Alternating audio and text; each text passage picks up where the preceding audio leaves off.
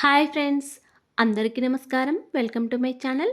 ఈరోజు మన ఛానల్లో మరొక కొత్త రెసిపీ వచ్చేసి పప్పులేమీ నానబెట్టకుండా రుబ్బే పని లేకుండా అప్పటికప్పుడు మనం గోధుమ పిండితో హెల్తీగా దోశలు ఎలా వేయాలో చూద్దామండి. ఉదయం బ్రేక్ఫాస్ట్కి ఏం చేయాలో తోచినప్పుడు ఇలా చాలా సింపుల్గా అండ్ టేస్టీగా ఈ గోధుమ పిండితో దోశలను వేసుకొని తినేయచ్చండి. చాలా టేస్టీగా ఉంటాయి, మరి తొందరగా కూడా చేసుకోవచ్చు. మరియు చాలా సాఫ్ట్‌గా నోట్లో వేసుకుంటే వెన్నెలా కరిగిపోతాయండి. మీరు కూడా ఇలా ఒకసారి ట్రై చేసి చూడండి. అలాగే ఫ్రెండ్స్, మా ఛానల్‌ని ఇంతవరకు సబ్స్క్రైబ్ చేసుకోకపోతే సబ్స్క్రైబ్ చేసుకోండి. పక్కనే ఉన్న బెల్ బటన్‌ని ప్రెస్ చేయండి ఫ్రెండ్స్. అప్పుడే నేను పెట్టే ప్రతి వీడియో మీకు నోటిఫికేషన్ ద్వారా వస్తుంది. ప్లీజ్ మా ఛానల్‌ని సపోర్ట్ చేయండి. మరి ఎంతో టేస్టీగా, సింపుల్‌గా చేసుకునే ఈ గోధుమ పిండితో దోశల్ని ఇప్పుడు ఎలా చేయాలో చూసేద్దాం. ఈ దోశలు చేయడానికి ముందుగా ఒక గిన్నెలోకి ఒక కప్ వరకు గోధుమ పిండిని తీసుకోవాలండి. తర్వాత ఒక ముప్పావు కప్పు వరకు బియ్యం పిండిని వేసుకోవాలి. ఒక కప్పు వరకు వేసుకున్నా పర్లేదండి. దీనిలోకి ఒక ముప్పావు కప్పు వరకు పెరుగును వేసుకోండి. కొద్దిగా పుల్లటి పెరుగును వేసుకోండి. దీనిలో రుచికి తగినంత సాల్ట్ అంటే ఒక టీ స్పూన్ వరకు వేసుకోవాలి. అలాగే కొద్దిగా జీలకర్రను కూడా వేసుకొని కొన్ని కొన్ని వాటర్ వేసుకుంటూ ఇలా విస్కర్తో కలుపుకోండి. విస్కర్ అయితే మనం వేసిన పెరుగు కూడా ఈ పిండిలో కలిసిపోతుందండి. ఇలా తగినన్ని వాటర్ వేసుకుంటూ పిండిని మొత్తం ఈ విధంగా కలుపుకోవాలి. అలాగే దీనిలో వంట సోడా వేయడం మర్చిపోయానండి. అందుకే కొద్దిగా వంట సోడా వేసి మళ్ళీ పిండిని మొత్తం ఒకసారి బాగా కలుపుకోవాలి. పిండిలో ఉండలు లేకుండా మనకి దోశ బ్యాటర్ లాగా పిండిని కలుపుకోవాలండి. ఇలా కలుపుకున్న పిండిని మూత పెట్టుకొని ఒక పావుగంట వరకు పక్కకు పెట్టుకోవాలి. ఈ దోశలోకి పుట్నాలు, పల్లీలు కలిపి చట్నీని ఎలా చేయాలో చూద్దామండి.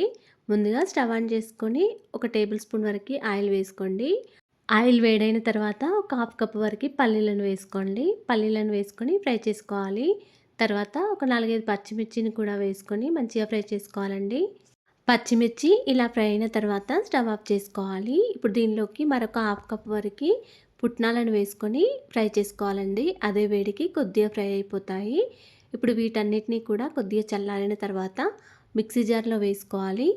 ఇప్పుడు దీనిలోకి ఒక టీ స్పూన్ వరకు జీలకర్ర, ఒక 5, 6 వరకు వెల్లుల్లి రెబ్బలు వేసుకొని ఒకసారి వాటర్ వేయకుండా గ్రైండ్ చేసుకోండి. ఇలా గ్రైండ్ చేసుకున్న తర్వాత దీనిలోకి కొన్ని కొన్ని వాటర్ వేసుకుంటూ మెత్తగా గ్రైండ్ చేసుకోండి. దీనిలోనే కొద్దిగా ఉప్పుని కూడా వేసుకొని మెత్తగా గ్రైండ్ చేసుకోండి. ఇలా గ్రైండ్ చేసుకున్న ఈ పేస్ట్ని మొత్తం ఒక గిన్నెలోకి తీసుకోండి.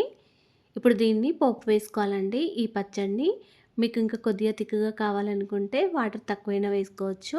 ఇది కావాలనుకుంటే ఈ చట్నీలోకి కొబ్బరైనా వేసుకోవచ్చు. చట్నీని పోపు వేయడానికి అదే ఆయిల్లో ఒక టీ స్పూన్ వరకు జీలకర్ర ఆవాలు, ఒక హాఫ్ టీ స్పూన్ వరకు శనగపప్పు, మరొక హాఫ్ టీ స్పూన్ వరకు మినప్పప్పు, కొద్దిగా కరివేపాకు, ఒక 2 వరకు ఎండుమిర్చి, కొంచెం ఇంగువ, కొద్దిగా పసుపు వేసుకొని మంచిగా పోపు వేసుకోవాలండి. ఇలా వేసిన ఈ పోపుని మొత్తం చట్నీలోకి వేసుకోవాలి. పోపంతా కూడా చట్నీలో కలిసే విధంగా బాగా కలుపుకోవాలి. ఇప్పుడు ఈ చట్నీని పక్కకు పెట్టుకొని దోశలు వేసుకోవాలి. మనం నానబెట్టుకున్న పిండిని తీసుకొని ఒకసారి బాగా కలుపుకోవాలండి. పిండి కన్సిస్టెన్సీ అనేది ఈ విధంగా ఉండాలండి. మరీ గట్టిగా కూడా ఉండకూడదు, మరీ పల్చగా కూడా ఉండకూడదు. తర్వాత స్టవ్ ఆన్ చేసుకొని దోశ పెనం పెట్టుకొని కొద్దిగా ఆయిల్ వేసుకోవాలి. ఇలా ఆయిల్ మొత్తం పెనం మొత్తం స్ప్రెడ్ చేసుకోవాలండి. పెనం మీద ఆయిల్ని అప్లై చేసిన తర్వాత ఇలా కొన్ని వాటర్ జల్లుకోండి. అప్పుడు పెనం అనేది ఎక్కువగా హీట్గా ఉండదు. దోశలు అనేవి మనకు పర్ఫెక్ట్గా వస్తాయి. ఇప్పుడు పిండిలో నుంచి ఒక గరిట పిండిని తీసుకొని ఇలా పెనం మీద వేసుకోండి. పిండిని ఇలా గరిటెతో స్లోగా పెనం మీద స్ప్రెడ్ చేయండి. ఈ దోశలు మరీ పల్చగా కాకుండా ఇలా వీడియోలో చూపించిన విధంగా వేసుకోండి.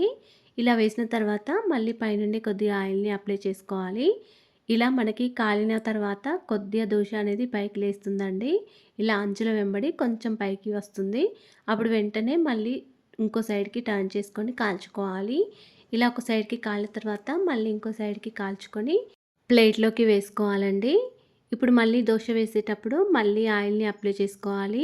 పెనం బాగా హీట్ ఎక్కితే మళ్ళీ కొన్ని వాటర్ చల్లుకొని మళ్ళీ ఒక గరిటె పిండి తీసుకొని ఇలా దోశలాగా స్ప్రెడ్ చేసుకోండి. పిండిని మొత్తం దోశ పెనం మీద వేసి ఇలా స్ప్రెడ్ చేసుకోవాలి. కొద్దిగా పలుచగా కాకుండా మరి మందంగా కాకుండా ఇలా వేసుకోవాలండి. తర్వాత మళ్ళీ పైనుంచి ఆయిల్ని అప్లై చేసుకోవాలి. ఇలా ఒక సైడ్కి కాలిన తర్వాత మళ్ళీ ఇంకో సైడ్కి టర్న్ చేసుకొని కాల్చుకోవాలండి. పిండిని మొత్తం ఇలాగే వేసుకోవాలండి దోశలు. ఇలా వేసిన ఈ దోశలు అయితే చాలా సాఫ్ట్గా చాలా టేస్టీగా కూడా ఉన్నాయండి. మీరు కూడా ఇలా ఒకసారి ట్రై చేసి చూడండి. అలాగే ఫ్రెండ్స్, మా ఛానల్ని ఇంతవరకు సబ్స్క్రైబ్ చేసుకోకపోతే సబ్స్క్రైబ్ చేసుకోండి అండ్ లైక్ చేయండి, షేర్ చేయండి. ప్లీజ్ మా ఛానల్ని సపోర్ట్ చేయండి. Thanks for watching.